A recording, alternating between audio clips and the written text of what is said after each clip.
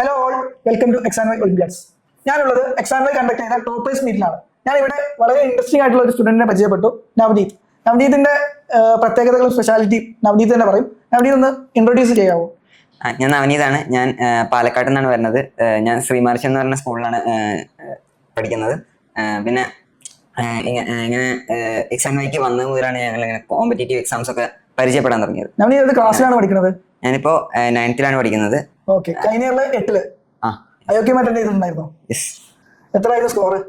Score 28 ആയിരുന്നു. Okay, Navneet ഞാൻ ശ്രദ്ധിക്കുന്നത് ലാസ്റ്റ് ഇയറിൽ അയോഗ്യമിന്റെ റിസൾട്ട് വന്ന് ഒരു യൂട്യൂബ് കമന്റിലാണ്. നമ്മുടെ എക്സാൻവൈ ഒളിമ്പിയാഡ് ചാനൽ വന്നിട്ടുള്ള ഒരു യൂട്യൂബ് ചാനലിൽ നവനീതിന്റെ ഒരു കമന്റ് ഉണ്ടായിരുന്നു. ആ കമന്റ് നവനീതിന് ഓർമ്മയുണ്ടോ? ഓർമ്മയുണ്ട്. നമ്മള് എനിക്ക് അയോഗ്യം കിട്ടിയതിന്റെ സന്തോഷത്തില് ഞാൻ എക്സാൻവൈ എനിക്ക് വന്ന ആ നോളേജും എല്ലാം കൂടി ഞാനൊരു താങ്ക്സ് പറഞ്ഞിട്ട് ഒരു കമന്റ് എടുത്തിട്ടുണ്ടായിരുന്നു. ഓക്കെ, നമ്മളെല്ലാവരും എക്സാൻവൈയിലുള്ള എല്ലാവരും സെലിബ്രേറ്റ് ചെയ്തിട്ടുള്ള ഒരു കമന്റ് ആയിരുന്നു. വൺ ഓഫ് ദ ലാസ്റ്റ് ഇയറിൽ നമുക്ക് നല്ലൊരു റിസൾട്ട് ആയിരുന്നു എക്സാൻവൈക്ക് ഒളിമ്പിയാഡ് അയോഗ്യം എക്സാംസിൽ ഉണ്ടായിരുന്നത്. അതിൽ വൺ ഓഫ് ദ ഏറ്റവും മികച്ച റിസൾട്ട് ആയിരുന്നു നവനീതിൻ്റെത്. 27 mark, one of the topper ആയിട്ടുള്ള ഒരു സ്റ്റുഡന്റ് ആയിരുന്നു നവനീത്. ഞങ്ങൾ എല്ലാവരും സെലിബ്രേറ്റ് ചെയ്ത ആ ഒരു കമന്റിന്റെ ഉടമയാണ് ഇപ്പോൾ നമ്മുടെ മുന്നിൽ ഇരിക്കുന്നത്. സോ ലാസ്റ്റ് ഇയർ എങ്ങനെയായിരുന്നു പ്രിപ്പയർ ചെയ്തിട്ടുണ്ടായിരുന്നു അയോഗ്യമിലേക്ക്? ലാസ്റ്റ് ഇയർ എനിക്ക് ഈ കൊല്ലം കിട്ടിയ ഒരു പ്രിപ്പറേഷന്റെ ടൈം കിട്ടിയിട്ടുണ്ടായിരുന്നില്ല. ബേസിക്കലി 3 months ആണ് നമുക്ക് കിട്ടിയിട്ടുണ്ടായിരുന്നത്. ഓക്കെ, 3 മാസം കൊണ്ടാണ് അയോഗ്യമേ പ്രിപ്പയർ ചെയ്തിട്ടുണ്ടായിരുന്നത്. അപ്പോൾ 8ാം ക്ലാസ്സിൽ ഒരുപാട് സ്റ്റുഡൻസ് എൻ്റെ അടുത്ത് പറയാറുണ്ട്, സമയമില്ല, ഒരുപാട് ടോപ്പിക്സ് പഠിക്കാനുണ്ട്, 2 മാസമേ ഉള്ളൂ, ഇനി എക്സാമിന് സമയമില്ല, പഠിക്കാൻ സമയമില്ല എന്നുള്ള ഒരുപാട് കംപ്ലൈൻറ്റ്സ് നമ്മൾ കേൾക്കുന്നുണ്ട്. ഡെയിലി എന്നുള്ള രീതിക്ക് ഒരുപാട് കംപ്ലൈൻറ്റ്സ് കേൾക്കാറുണ്ട്. അപ്പോൾ നവനീത് പറയുന്നത് 8ൽ പഠിക്കുന്ന നവനീതിന് 3 മാസം കൊണ്ട് അയോഗ്യമിൽ നല്ലൊരു സ്കോർ 27 എന്നുള്ളത് നല്ലൊരു സ്കോറാണ്. ആ സ്കോർ കണ്ടെത്താൻ പറ്റിയെങ്കിൽ തീർച്ചയായിട്ടും നിങ്ങൾക്ക് എല്ലാ സ്റ്റുഡൻസിനും സ്കോർ ചെയ്യാൻ പറ്റുന്ന ഒരു എക്സാം തന്നെയാണ് അയോഗ്യം. ഈ ഒരു 3 മാസം നവനീത് എങ്ങനെയായിരുന്നു ലാസ്റ്റ് ഇയർ പ്രിപ്പയർ ചെയ്തിട്ടുണ്ടായിരുന്നത്? നമ്മളെപ്പോഴും കൺസിസ്റ്റന്റ് ആയിട്ടാണ് 3 മാസം നമുക്ക് കിട്ടുന്ന ടൈം കൺസിസ്റ്റന്റ് ആയിട്ട് നമ്മൾ ചെയ്യണം. അപ്പൊ അത് കാരണം കിട്ടുന്ന ഓരോ സമയം ഓരോ സെക്കൻഡ് നമ്മൾ ഉപയോഗിക്കുകയാണ് ഞാൻ ചെയ്തിട്ടുണ്ടായിരുന്നത്. ലൈക്ക് മാക്സിമം ക്വസ്റ്റ്യൻസ് ചെയ്യുക, പിന്നീട് തിയറി ഒക്കെ പെർഫെക്റ്റ് ആയിട്ട് പഠിക്കുക. എന്ന് വെച്ച് കഴിഞ്ഞാൽ നമ്മൾ ഒരു തിയറി മനസ്സിലാക്കേണ്ടതിൽ ഒരുപാട് ക്വസ്റ്റ്യൻ ചെയ്യുമ്പോൾ നമ്മൾ അതിനെ മാസ്റ്റർ ചെയ്യും. അങ്ങനെയാണ് ഞാൻ ഓരോ ചെറിയ സിലബസും പോയിരുന്നത്. ലാസ്റ്റ് ഇയറിലെ സിലബസ് എങ്ങനെയായിരുന്നു പഠിച്ചിട്ടുണ്ടായിരുന്നത്? എന്ത് മെറ്റീരിയൽ ആയിരുന്നു യൂസ് ചെയ്തിട്ടുണ്ടായിരുന്നത്? എക്സാൻവൈയുടെ മെറ്റീരിയൽ മാത്രമേ ഞാൻ ഉപയോഗിച്ചിരുന്നത്. പിന്നീട് ചെറിയ പ്രീവിയസ് ഇയർ ക്വസ്റ്റ്യൻസ് ഒക്കെ നോക്കിയിട്ടുണ്ടായിരുന്നു. ലൈക്ക് 2024 2023 കുറച്ച് ക്വസ്റ്റ്യൻസ് നോക്കിയിട്ടുണ്ടായിരുന്നു. അത് വെച്ചിട്ട് തന്നെ എനിക്കൊരു ഐഡിയ ഉണ്ടായിരുന്നു ഇതിന്റെ ഒരു എക്സാമിന്റെ ഒരു സ്റ്റാൻഡേർഡ് എങ്ങനെയായിരിക്കും, ലെവൽ ക്വസ്റ്റ്യൻ പേപ്പറിന്റെ ലെവൽ എങ്ങനെയായിരിക്കും നമുക്ക് മനസ്സിലാക്കാൻ സാധിച്ചു. എക്സാൻവൈ ലാസ്റ്റ് ഇയർ നമ്മളൊരു കോഴ്സ് ചെയ്തിട്ടുണ്ടായിരുന്നു, യൂട്യൂബിൽ ഫ്രീ ആയിട്ട് ഒരു കോഴ്സ് ചെയ്തിട്ടുണ്ടായിരുന്നു. 0 to അയോഗ്യം ഹീറോ, 0 to ഹീറോ അയോഗ്യം 2025 എന്ന പേരിൽ ഒരു സീരീസ് ചെയ്തിട്ടുണ്ടായിരുന്നു. അത് വാച്ച് ചെയ്തിട്ടുണ്ടായിരുന്നു. അതെ, അത് തന്നെയാണ് ഞാൻ ഈ അയോഗ്യമിക്കുള്ള എനിക്ക് കിട്ടിയത്, എല്ലാ സംഭവങ്ങളും കിട്ടിയത്. കാരണം അതിലത്തെ സിലബസ് എന്ന് പറയുന്നത് വളരെ ഹൈ ലെവലായിരുന്നു. എനിക്ക് 8ാം ക്ലാസ്സിൽ പഠിക്കാൻ പറ്റുമെന്ന് തന്നെ എല്ലാവരും എന്നോട് ചോദിച്ചിട്ടുണ്ടായിരുന്നു ഞാൻ ഈ സംഭവം പറഞ്ഞപ്പോഴൊക്കെ, സിലബസ് പറഞ്ഞപ്പോഴൊക്കെ. അപ്പോ ഈ ഇതിന്റെ നന്നായിട്ട് അവർ എക്സ്പ്ലെയിൻ ചെയ്ത് തന്നിട്ടുണ്ടായിരുന്നു ഷമീം സാറും ഷാക്കിർ സാറൊക്കെ. ഓക്കെ, അപ്പോൾ അയോഗ്യം അപ്പുറത്ത് ബോർഡ് എക്സാം എടുക്കുന്നുണ്ട്. ഈ രണ്ടും തമ്മിലുള്ള ഒരു ഡിഫറൻസ് നവനീതിന് എന്താണ് തോന്നിയിട്ടുണ്ട്? അയോഗ്യം എന്ന് പറയുന്നത് ആക്ച്വലി ഒരു ഹൈപ്പർ കോമ്പറ്റേറ്റീവ് എക്സാം ആണ്. നമ്മൾ ഈ കോമ്പറ്റേറ്റീവ് ലെവൽ എന്ന് പറയുന്നതിനെ കടന്നിട്ടുള്ള ലെവലാണ് ആക്ച്വലി IOQM വരുന്നത്. IOQM, RM, INM ഒക്കെ പറയുന്ന എക്സാംസ്. പക്ഷേ ബോർഡ് എക്സാം എന്ന് പറയുന്നത് it's not at all competitive exam. Actually അത് നമുക്കൊരു നമ്മുടെ ബേസിക് ആയിട്ട് അറിഞ്ഞിരിക്കേണ്ട സംഭവങ്ങളൊക്കെ ഒരു ടോപ്പിക് എന്ന് വെച്ചാൽ ഇപ്പോൾ നമ്മൾ 10th എക്സാം എന്ന് പറഞ്ഞാൽ ഏറ്റവും ബേസിക് ആയിട്ട് ഉള്ള സംഭവങ്ങളാണ് അതിൽ വരുന്നുണ്ടാവുക, എല്ലാം നമുക്ക് പഠിക്കാനുള്ളത്. പക്ഷെ IOQM എന്ന് പറയുന്നത് നമുക്ക് പഠിക്കാന്നുള്ളതിനെക്കാട്ടും ഹയർ ലെവലായിട്ട് ക്വസ്റ്റ്യൻസ് വരികയും ചെയ്യും. കൂടാതെ ഹൈപ്പർ കോമ്പറ്റേറ്റീവ് ആയിട്ടുള്ള ക്വസ്റ്റ്യൻസ് ആയിരിക്കും ഉണ്ടാവുക. ഒരു കാര്യം ചോദിക്കട്ടെ, 8ാം ക്ലാസ്സിലായിരുന്നു ലാസ്റ്റ് ഇയർ. പക്ഷേ ഈ അയോഗ്യമിൽ 8 മുതൽ 11 വരെയുള്ളവർ ഒരുമിച്ചാണ് കോമ്പീറ്റ് ചെയ്യുന്നത്. അപ്പോൾ പ്രിപ്പയർ ചെയ്ത് തുടങ്ങിയ ആ ഒരു മൊമെന്റിൽ, സ്റ്റാർട്ട് ചെയ്ത ആ ഒരു ടൈമിൽ പേടി ഉണ്ടായിരുന്നു 11th സ്റ്റുഡൻസിനോടൊക്കെ മത്സരിക്കുമ്പോൾ? ആക്ച്വലി എനിക്ക് പേടി ഉണ്ടായിരുന്നില്ല. പക്ഷെ നമ്മള് പറയുമ്പോൾ കോമ്പറ്റീഷൻ ആണ്, അപ്പൊ നമ്മൾ എങ്ങനെ എടുക്കേണ്ടത് വെച്ചാൽ നമുക്ക് ഒരു കുഴപ്പമുണ്ടാകാൻ പാടില്ല. എന്ന് വെച്ച് കഴിഞ്ഞാൽ ഇപ്പോൾ നമ്മുടെ അയോഗ്യം എന്ന് പറഞ്ഞ സിലബസ് നല്ല ടഫാണ്, ഇതൊക്കെയാണ്. അപ്പൊ അത് കാരണം നമുക്കതൊരു ഇത്രയും ഹൈ സിലബസ് ഒക്കെ പഠിക്കാൻ ഒരു സന്തോഷം ഉണ്ടാവും. ആക്ച്വലി എനിക്ക് അതിന്റെ ആ സന്തോഷത്തിലാണ് ഞാൻ പഠിച്ചത്. കാരണം ഞാൻ അതൊന്നും നോക്കിയിട്ടുണ്ടായിരുന്നില്ല. ഓക്കെ, അയോഗ്യം എന്നുള്ളത് 100 മാർക്കിന്റെ എക്സാം ആണ്. 21 മാർക്കായിരുന്നു കട്ട് ഓഫ് ഉണ്ടായിരുന്നത്. ഓക്കെ, എക്സാം എഴുതി കഴിഞ്ഞ ആ ഒരു മൊമെന്റിൽ നവനീതിന് ക്വാളിഫൈ ചെയ്യുന്നുള്ള ഒരു കോൺഫിഡൻസ് ഉണ്ടായിരുന്നു? ആക്ച്വലി കോൺഫിഡൻസ് ഉണ്ടായിരുന്നില്ല. ഞാൻ 15 മാർക്സ് ഒക്കെ കിട്ടാന്ന് വിചാരിച്ചിരുന്നത്. കീ വന്നിട്ട് ചെക്ക് ചെയ്തിട്ടുണ്ടായിരുന്നു എത്ര സ്കോർ വരാന്നുള്ളത്? ഓക്കെ, അപ്പൊ 27 മാർക്ക് വന്നപ്പോ എന്താ ഫസ്റ്റ് തോന്നിയത്? അപ്പോ എനിക്ക് ഇത്ര അത്ഭുതം തോന്നി, ഞാൻ എന്നെ എഴുതിയ പേപ്പറാണെന്ന് എനിക്ക് തോന്നി. പക്ഷെ എനിക്ക് ചില ക്വസ്റ്റ്യൻസിന്റെ ഒക്കെ പെർഫെക്റ്റ് സൊല്യൂഷൻ ഇതുവരെ കണ്ടുപിടിക്കാൻ പറ്റിയിട്ടില്ല. ബട്ട് എന്താണ് നമുക്കൊരു വേയിൽ കൂടെ കണ്ടുപിടിക്കാനുള്ള ഒരു മെത്തേഡ് എനിക്ക് കിട്ടിയിട്ടുണ്ട്. ഓക്കെ, അപ്പോൾ ഈ ഇയറിലേക്ക് വന്നപ്പോൾ എക്സാം വഴി ഒരുപാട് ചേഞ്ചസ് വരുത്തിയിട്ടുണ്ടായിരുന്നു. കഴിഞ്ഞ ഇയറിൽ നമുക്ക് ഒരുപാട് റിസൾട്ട് വന്നപ്പോൾ നമ്മൾ ഒരു സ്പെഷ്യൽ ആയിട്ട് ഒരു ബാച്ച് സ്റ്റാർട്ട് ചെയ്തിട്ടുണ്ട്. എനിക്ക് തോന്നുന്നു നവനീത് തന്നെയായിരുന്നു ആ ഒരു ബാച്ച് ലോഞ്ച് ചെയ്തിട്ടുണ്ടായിരുന്നു. ലാസ്റ്റ് ഇയറിലെ വിന്നേഴ്സും അജ്മൽ സാറും കൂടെ ചേർന്നിട്ടാണ് ലാസ്റ്റ് ഇയറിലെ ഫാമിലി മീറ്റിൽ നമ്മളൊരു എക്സാം വഴി മാത്ത് ഒളിമ്പ്യാഡ്സ് എന്നുള്ള പേരിൽ ഒരു ബാച്ച് സ്റ്റാർട്ട് ചെയ്തിട്ടുള്ളത്. ആ ബാച്ചിൽ എന്താണ് സംഭവിക്കുന്നത് എന്നുള്ളത് ജസ്റ്റ് ഒന്ന് പറയാമോ? ബാച്ചിൽ എന്ന് പറയുന്നത് ഞങ്ങൾക്ക് വീക്കിലി ഒരു 2.5 hours ലൈവ് ക്ലാസ് ആയിട്ടാണ് വരുന്നത്. പിന്നെ അത് മിക്കവാറും സാറ്റർഡേസിലാണ് വരാറ്. പിന്നെ വെക്കേഷൻസിലൊക്കെ നന്നായി കൂട്ടിയിട്ടുണ്ടായിരുന്നു കേട്ടോ. 4 days ഒക്കെ കൂടുമ്പോൾ തന്നെ 2.5 hours ഒരു ലൈവ് ക്ലാസ് ഉണ്ടാവും. പിന്നെ ഈ ലൈവ് ക്ലാസ്സിനുപരി ഇത് ലൈവ് ക്ലാസ്സിലെ തിയറിയും പിന്നെ കുറച്ച് ക്വസ്റ്റ്യൻസ് ഡിസ്കസ് ചെയ്യുന്ന ആണെങ്കിൽ നമുക്ക് ഈ ലെക്ചറിന് മുന്നേ തന്നെ ഒരു പ്രീ ലെക്ചർ DPP എന്ന് പറഞ്ഞിട്ടൊരു സംഭവം ഉണ്ടാവും. അതിലെന്താ വെച്ചാൽ നമുക്ക് ബേസിക് ആയിട്ടുള്ള ക്വസ്റ്റ്യൻസ് ആയിരിക്കും. എന്ന് വെച്ച് കഴിഞ്ഞാൽ നമുക്ക് കണ്ടുപിടിക്കാൻ പറ്റും, പക്ഷെ ആ തിയറി അറിഞ്ഞിരിക്കണം. പക്ഷെ അത് കഴിഞ്ഞിട്ട് നമ്മൾ ഈ സംഭവങ്ങളൊക്കെ പഠിച്ചു കഴിഞ്ഞിട്ട് ഈ ലെക്ചറും കഴിഞ്ഞിട്ട് പിന്നെ ഒരു വർക്ക്ഷീറ്റ് ഉണ്ടാവും. ആ വർക്ക്ഷീറ്റിൽ നമ്മൾ എന്താണ് അത്യാവശ്യം ഹൈ ലെവലിലുള്ള ക്വസ്റ്റ്യൻസ് ആയിരിക്കും. അപ്പൊ നമ്മൾ പഠിച്ച ഈ തിയറി എങ്ങനെ പെർഫെക്റ്റ് ആയിട്ട് ഉപയോഗിക്കുക എന്നുള്ളത് നമുക്ക് അതിൽ മനസ്സിലാവും. അങ്ങനെ ഒരു സൈക്കിളിലൂടെയാണ് ഞങ്ങൾ ഇത് പഠിച്ചിരുന്നത്. എക്സാംസ് അറ്റൻഡ് ചെയ്യാറില്ല. ഇപ്പോൾ ഓൾറെഡി നമ്മൾ മോക്ക് ടെസ്റ്റ് സ്റ്റാർട്ട് ചെയ്തിട്ടുണ്ട്. ചാപ്റ്റർ വൈസ് ആയിട്ടുള്ള ടെസ്റ്റുകളാണ് സ്റ്റാർട്ട് ചെയ്തിട്ടുള്ളത്. ഇനി ഫുൾ മോക്കുകൾ കണ്ടക്ട് ചെയ്യാൻ പോകുന്നുണ്ട്. എങ്ങനെയാണ് എക്സാംസ് അറ്റൻഡ് ചെയ്യാറുള്ളത്? ഇത് കുറച്ച് ലെവൽ കൂടി എക്സാം ആണെന്നുള്ളത് നവനീത് ഓൾറെഡി പറഞ്ഞു കഴിഞ്ഞു. സോ ഒരു എക്സാം വരുമ്പോൾ ഇപ്പോൾ ഈവൻ മോക്ക് ടെസ്റ്റ് വരുമ്പോൾ തന്നെ എന്താണ് നവനീതിന്റെ തോട്ട് പ്രോസസ്സ്? മാക്സിമം സ്കോർ ചെയ്യാനാണോ അതോ ചെയ്യുന്ന ക്വസ്റ്റ്യൻസ് അടിപൊളിയായിട്ട് ചെയ്യാനാണോ ശ്രമിക്കാറുള്ളത്? ഞാൻ ഒരു ക്വസ്റ്റ്യൻ എടുക്കും, എന്നിട്ട് ആ ക്വസ്റ്റ്യൻ നമുക്ക് എന്തൊക്കെ കണ്ടുപിടിക്കാൻ പറ്റും.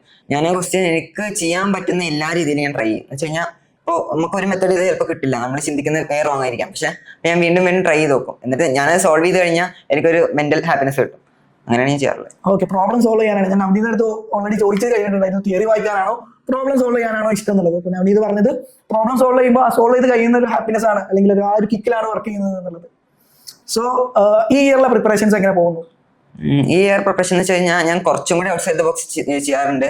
ലൈക്ക് PYQs കുറച്ചും കൂടി ക്വസ്റ്റ്യൻസ് ഞാൻ നോക്കാറുണ്ട്. പിന്നെ ആർമോയും INMOയ്ക്കും കുറച്ചും കൂടി ഫോക്കസ് ആയിട്ടുണ്ട്.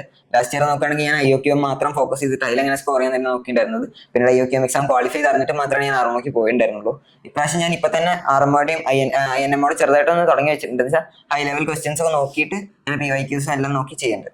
ഈ IOQMലേക്ക് ഇന്ന് ആർമോയിലേക്ക് പോകുമ്പോൾ ഒരു ജമ്പ് ഉണ്ടെന്നാണ് ഞാൻ കരുതുന്നത്. Navneeth 2 exam last year attend ചെയ്തിട്ടുണ്ടായിരുന്നു. വാട്ട് എക്സാക്ട്ലി ഡിഫറൻസ് എന്താണ് IOQM എന്ന് ആർമോയിലേക്ക് പോകുമ്പോൾ? IOQM എന്ന് പറയുമ്പോൾ IOQMൽ കുറച്ചും കൂടി നമ്മൾ പറയുമ്പോൾ സിമ്പിളാന്ന് പറയാൻ പറ്റില്ല, ബിക്കോസ് അത്യാവശ്യം നല്ല ടഫുള്ള ക്വസ്റ്റ്യൻസ് ആണ് വരുന്നത്. പക്ഷെ നമുക്ക് മാർക്കിന്റെ ബേസിൽ നമുക്ക് മനസ്സിലാക്കാത്. ബിക്കോസ് IOQMത്തെ ഏറ്റവും ടഫസ്റ്റ് ക്വസ്റ്റ്യന് 5 മാർക്ക് ആയിരിക്കും വരിക. പക്ഷെ ആർമോത്തെ എല്ലാ ക്വസ്റ്റ്യൻസിനും 70 മാർക്സ് ആണ്. അതിൽ തന്നെ നമുക്ക് മനസ്സിലാക്കാം ആർമോത്തെ എല്ലാ ക്വസ്റ്റ്യനും അത്യാവശ്യം നല്ലോണം ടഫാണ്. നമുക്ക് നല്ലൊരു തോട്ട് പ്രോസസ് ഉണ്ടെങ്കിൽ ആൻസർ ചെയ്യാൻ പറ്റുള്ളൂ. പിന്നീട് നമുക്ക് എന്താണ് ഇപ്പോൾ ഒരു ടോപ്പിക്കിൽ തിയറി അറിഞ്ഞുകൊണ്ട് മാത്രം ആർമോത്തെ ഒരു ക്വസ്റ്റ്യൻ സോൾവ് ചെയ്യാൻ പറ്റിയെന്ന് വരില്ല. നമുക്കതിന്റെ എന്താണ് ആ ക്വസ്റ്റ്യൻ്റെ തന്നെ എല്ലാ ഐഡിയയും കറക്റ്റ് ആയിട്ട് വേണം. എങ്ങനെ അതിൽ കൂടെ നമുക്ക് ഡിറൈവ് ചെയ്തെടുക്കുക എന്നുള്ളൊക്കെ ഒരു ഐഡിയ വേണം. പിന്നെ പ്രൂഫ് ക്വസ്റ്റ്യൻസും ഉണ്ടാവും, അത് കുറച്ചും കൂടി ഡിഫിക്കൽട്ട് ആക്കുകയാണ്. ഡിസ്ക്രിപ്റ്റീവ് എക്സാംസ് ആണ് ആർമോ. IOQM എന്നുള്ളത് ഇൻഡിവിജ്വൽ ആൻസേഴ്സ് മാത്രമായിരിക്കും വരുന്നുണ്ട്. അപ്പോൾ പ്രൂഫ് ഒക്കെ എഴുതി ശീലിച്ച് തുടങ്ങി, പ്രാക്ടീസ് ചെയ്ത് തുടങ്ങി. ഞാൻ IOQMന്റെ ക്വസ്റ്റ്യൻ ആണെങ്കിലും പ്രൂഫ് ചെയ്തിട്ട് തന്നെയാണ് ചെയ്യാറുള്ളത്. ഓക്കെ, അപ്പോൾ ആർമോക്ക് വേണ്ടിയിട്ടാണ് ഇപ്രാവശ്യം ആക്ച്വലി പ്രിപ്പയർ ചെയ്യുന്നത്. IOQM എന്തായാലും ക്വാളിഫൈ ചെയ്യും എന്നുള്ളൊരു കോൺഫിഡൻസ് ഉണ്ട്. ഞാൻ അങ്ങനെ ഒരു കോൺഫിഡൻസ് ഒക്കെയൊന്നുമില്ല, എന്നാലും ഞാൻ പറയുന്ന ഒരു 99% ഞാൻ ക്വാളിഫൈ ചെയ്യും. ഓക്കെ, അത് നവനീതിന് ഉറപ്പാണ്, എനിക്കും ഉറപ്പാണ് നവനീത് ഇപ്രാവശ്യം ക്വാളിഫൈ ചെയ്യുന്നുള്ളത്. അപ്പൊ നമ്മൾ നവനീത് ആർമോ ക്വാളിഫൈ ചെയ്യുന്നത് കാണാനാണ് നമ്മൾ വെയിറ്റ് ചെയ്യുന്നത്. സോ ആർമോ ക്വാളിഫൈ ചെയ്തിട്ട് INMOയിൽ നല്ലൊരു സ്കോർ നവനീത് സ്കോർ ചെയ്യും തന്നെയാണ് നമ്മൾ എക്സ്പെക്ട് ചെയ്യുന്നത്. സോ ഈ ഇയറിൽ നവനീത് ഓൾറെഡി പറഞ്ഞു കഴിഞ്ഞു IOQMന്റെ പ്രീവിയസ് ഇയർ ക്വസ്റ്റ്യൻസ് ഒക്കെ സോൾവ് ചെയ്ത് തുടങ്ങിയത്. ഞാൻ എല്ലാ സ്റ്റുഡൻസിന്റെ അടുത്തും പറയാറുള്ളത് ഒരു 5 ഇയറിലെ ക്വസ്റ്റ്യൻ പേപ്പേഴ്സ് മിനിമം സോൾവ് ചെയ്തിട്ടാണ് IOQMലേക്ക് പോകേണ്ടത് എന്നുള്ളത്. നവനീതിന്റെ പ്ലാൻ എന്താണ്? എത്ര ഇയറിലെ പ്രീവിയസ് ഇയർ ക്വസ്റ്റ്യൻസ് സോൾവ് ചെയ്യും? ഞാൻ എന്താണ് ഇപ്പൊ തന്നെ ഞാൻ എല്ലാത്തിന്റെയും PDF ഒക്കെ എടുത്തിട്ട് എന്ന് വെച്ചാൽ SBCSE നമുക്ക് കിട്ടും ഈ പ്രീവിയസ് ഇയർ ഒക്കെ. ഈ പ്രീവിയസ് ഇയർ ഒക്കെ നോക്കിയിട്ട് നമുക്ക് എന്താണ് അനലൈസ് ചെയ്യാൻ പറ്റും നമ്മളെ തന്നെ. എന്ന് വെച്ച് കഴിഞ്ഞാൽ IOQMൽ ഒരു ആവറേജ് പേപ്പറിന് നമുക്ക് എത്ര മാർക്ക് സ്കോർ ചെയ്യാൻ പറ്റും എന്ന് പറഞ്ഞു കഴിഞ്ഞാൽ നമുക്ക് ഒരു ഇത് കിട്ടും. എന്ന് വെച്ച് കഴിഞ്ഞാൽ ഒരു IOQMൽ നമുക്ക് ക്വാളിഫൈ ചെയ്യാൻ പറ്റുന്ന ഒരു ഉറപ്പ് കിട്ടും. അപ്പൊ അത് കാരണം ഞാനൊരു 10 years ബാക്കോടുള്ള ക്വസ്റ്റ്യൻ പേപ്പേഴ്സ് ആണ് നോക്കാറുള്ളത്. ഇപ്പൊ 2014 മുതലുള്ള പേപ്പേഴ്സിന്റെ ഉണ്ട്. ഞാനിപ്പോ ചെയ്യുന്നത് എന്താണ് 2016 ഒരു പേപ്പറാണ് ചെയ്തുകൊണ്ടിരിക്കുന്നത്. നവനീതിന്റെ റൊട്ടീൻ എങ്ങനെയാണ്? എത്ര അവേഴ്സ് ഒളിമ്പ്യാഡിന് വേണ്ടി സ്പെസിഫിക് ആയിട്ട് പഠിക്കുന്നുണ്ടോ, അതോ മൊത്തത്തിലാണോ ക്വാളിഫൈ ചെയ്യാൻ, അല്ലെങ്കിൽ ഒളിമ്പ്യാഡിന് വേണ്ടിയിട്ട് സെപ്പറേറ്റ് ടൈം മാറ്റി വെക്കാറുണ്ടോ? വർക്കിംഗ് ഡേയ്സിൽ ഞാൻ 6 മണി മുതൽ 8 മണി വരെയാണ്, രാവിലെ 6 മണി മുതൽ 8 മണി വരെയാണ് IOQMന് മാറ്റി വെക്കാറുള്ളത്. പിന്നെ ലീവുള്ള ദിവസങ്ങളിൽ എന്താ വെച്ചാൽ ഞാൻ എന്താണ് സ്കൂളിനും ഫൗണ്ടേഷനും ഒളിമ്പ്യാഡിനും കൂടിയിട്ട് ഒരു 3 ഡിവൈഡ് ചെയ്തിട്ട് ഒരു പെർഫെക്റ്റ് ടൈം സാധാരണ ഒരു 4 hours ഒക്കെ കിട്ടും ഒളിമ്പ്യാഡ്. സോ വേറെ ഡൗട്ട് ഉള്ളത് ലൈക്ക് ടീനേജ് പ്രായത്തിലാണ്, അപ്പോൾ വേറെ ഹോബീസ് എന്തെങ്കിലും ഉണ്ടോ? ഇപ്പോൾ ഈ പഠനം തന്നെയാണോ ഹോബി? ഞാന് ചെസ് കളിക്കും, പിന്നെ കീബോർഡ് വായിക്കും, അങ്ങനത്തെ കുറച്ച് കോക്കുലർ ആക്ടിവിറ്റീസ് ഉണ്ട്. Okay fine. സോ നവനീത് പറഞ്ഞു നവനീത് ഒളിമ്പ്യാഡിന് വേണ്ടിയിട്ട് ഒരു സെപ്പറേറ്റ് സമയം തന്നെ മാറ്റി വെച്ചിട്ടുണ്ട് എന്നുള്ളത്. ഈ ഒരു റൊട്ടീൻ സ്റ്റാർട്ട് ചെയ്തിട്ട് ഒരുപാട് സമയമായോ? റൊട്ടീന് ഞാൻ എന്താണ് നമ്മള് ഡിസംബറിലാണ് എക്സാമിയുടെ ക്ലാസ്സസ് ഒക്കെ തുടങ്ങിയത്. പക്ഷെ അതിന് മുന്നേ തന്നെ ഞാൻ ക്വസ്റ്റ്യൻസ് നോക്കിയിരുന്നു. എന്ന് വെച്ചാൽ ഞാൻ എൻ്റെ അപ്പുറത്തെ ലെവലും ഇനി ഇത് കഴിഞ്ഞൊരു ലെവലും മനസ്സിലാക്കാൻ വേണ്ടിയിട്ട് ഞാൻ ചെയ്തിരുന്നത്. ഒരു ഡിസംബറിന് ലാസ്റ്റാണ് എക്സാമിയുടെ ക്ലാസ്സസ് തുടങ്ങിയത്. ഞാൻ ഒരു ഡിസംബർ തുടങ്ങുമ്പോൾ തന്നെ ഞാൻ ചെയ്യാൻ തുടങ്ങിയിട്ടുണ്ടായിരുന്നു. ആൻഡ് ലെക്ചേഴ്സ് കാണുന്നുണ്ട് എന്ന് പറഞ്ഞു. സോ അല്ലാതെ സ്റ്റാൻഡേർഡ് റെഫറൻസ് ടെക്സ്റ്റ് ബുക്സ് എന്തെങ്കിലും നവനീത് ഫോളോ ചെയ്യാറുണ്ടോ? എൻ്റെ ഒരു ക്വസ്റ്റ്യൻസ് ഒക്കെ ഉള്ള പ്രോബ്ലം പ്രൈമർ ഫോർ ഒളിമ്പ്യാഡ് എന്നാണ് ബുക്ക് ഉണ്ട്. ആ ബുക്ക് വെച്ചിട്ടാണ് ഞാൻ ഒരുപാട് ക്വസ്റ്റ്യൻസ് നോക്കിയിട്ടുള്ളത്. അത് RMOനും INMOനും നമ്മളെ സഹായിക്കും അങ്ങനെ ക്വസ്റ്റ്യൻസ് ഒക്കെ ചെയ്യാൻ. തിയറി പഠിക്കാൻ എന്തെങ്കിലും റെഫറൻസ് ഉണ്ടോ, അല്ലെങ്കിൽ യൂട്യൂബ് വീഡിയോസ് മാത്രം, അല്ലെങ്കിൽ എക്സാൻവയുടെ ലെക്ചേഴ്സ് മാത്രമാണോ ഫോളോ ചെയ്യാറുള്ളത്? തീർച്ചയായിട്ടും ഒരു 90% ഞാൻ എക്സാൻവയുടെ ഇതാണ് ഉപയോഗിക്കാറുള്ളത്. പിന്നീട് വരുന്ന PYQസും പിന്നീട് ഇടയ്ക്കൊക്കെ ഞാൻ വല്ല കൺസെപ്ഷനെ പറ്റി കേട്ട് കഴിഞ്ഞാൽ പിന്നെ അതിനെ പറ്റി സെർച്ച് ചെയ്തിട്ടൊക്കെ നോക്കാറുണ്ട്. യൂട്യൂബാണ് സെർച്ച് ചെയ്ത് കഴിഞ്ഞാൽ യൂട്യൂബിൽ നിന്ന് പഠിക്കാനാണ്. സോ ഒളിമ്പ്യാഡിലേക്ക് വരുമ്പോൾ 4 ടോപ്പിക്സ് ആണ് നമുക്കുള്ളത്: algebra, combinatorics, number theory and geometry. ഇതിൽ നവനീതിന്റെ സ്ട്രോങ് സോൺ ഏതാണ്? സ്ട്രോങ് സോൺ എന്ന് വെച്ച് കഴിഞ്ഞാൽ എനിക്ക് നമ്പർ തിയറിയും കോമ്പിനേറ്റോറിക്സും ആൾജിബ്രയും അത്യാവശ്യം ഇഷ്ടമാണ്. പക്ഷെ കോമ്പിനേറ്റോറിക്സും നമ്പർ തിയറിയും ക്വസ്റ്റ്യൻസ് കുറച്ചേ ഉള്ളൂ എന്നുള്ളതുകൊണ്ട് ഒരു സ്ട്രോങ് സോൺ ആയിട്ട് നമുക്ക് IOQM-ലൊക്കെ പറയാന്ന് വെച്ച് കഴിഞ്ഞാൽ ആൾജിബ്രയാണ്. ഓക്കെ. സോ കോമ്പിനേറ്റോറിക്സ് എന്നുള്ളത് പഠിച്ചിട്ടുണ്ടാവില്ല. +1 നമ്മൾ പെർമിറ്റേഷൻസും കോമ്പിനേറ്റോറിക്സ് ഒക്കെ സ്റ്റാർട്ട് ചെയ്യുന്നത്. സോ എങ്ങനെയാണ് നവനീത് പെർമിറ്റേഷൻസും കോമ്പിനേറ്റോറിക്സ് ഒക്കെ പഠിച്ചിട്ടുള്ളത്? എനിക്ക് തോന്നുന്നു ഈ കൊല്ലത്തെ പ്രിപ്പറേഷൻ എക്സാമിനായി പ്രൊവൈഡ് ചെയ്തിട്ടില്ല, ഇതിൽ പ്രൊവൈഡ് ചെയ്തിട്ടില്ല. മുമ്പത്തെ ലാസ്റ്റ് ഇയർ 8th എനിക്ക് ഓർമ്മയുണ്ട് കുറച്ചൊക്കെ പഠിച്ചത്. പിന്നെ എനിക്ക് 8th ഏറ്റവും കൂടുതൽ മനസ്സിലായ ടോപ്പിക് ഇതാണ്. കാരണം ഒരു പ്യുവർ ലോജിക്കൽ ഒരു ഇതായിരുന്ന സെറ്റ്സിലും കോമ്പിനേറ്റോറിക്സിലൊക്കെ വന്നിട്ടുണ്ടായിരുന്നു. Okay fine. So IOQM RMO ഒക്കെയാണ് നവനീതിന്റെ ഇഷ്ടപ്പെട്ട എക്സാംസ്. ഇത് മാത്രമാണോ ഇഷ്ടം, അല്ലെങ്കിൽ ബാക്കിയുള്ള കോമ്പിനേറ്റോറിക്സ് NSMC പോലുള്ള എക്സാംസിലൊക്കെ നവനീത് അപ്ലൈ ചെയ്തിട്ടുണ്ടോ? ഇപ്രാവശ്യത്തെ NSMC അപ്ലൈ ചെയ്തിട്ടുണ്ടോ?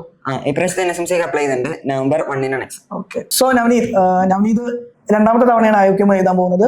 ഇപ്പോൾ 8ാം ക്ലാസ്സിലെ അനിയന്മാരും അതുപോലെ 9ലും 10ലും ഒക്കെ ആദ്യമായിട്ട് IOQM എഴുതാൻ പോകുന്ന ഒരുപാട് സ്റ്റുഡൻസ് ഉണ്ട്. ഇപ്പോൾ ഇനി 2 months ഇല്ല എക്സാമിലേക്ക്. അപ്പോൾ ഇപ്പൊ പ്രിപ്പയർ ചെയ്തുകൊണ്ടിരിക്കുന്ന സ്റ്റുഡൻസിന്, ആദ്യമായിട്ട് പ്രിപ്പയർ ചെയ്തിരിക്കുന്ന സ്റ്റുഡൻസിന് കൊടുക്കാനുള്ള ഒരു മെസ്സേജ് കൂടെ പറയും.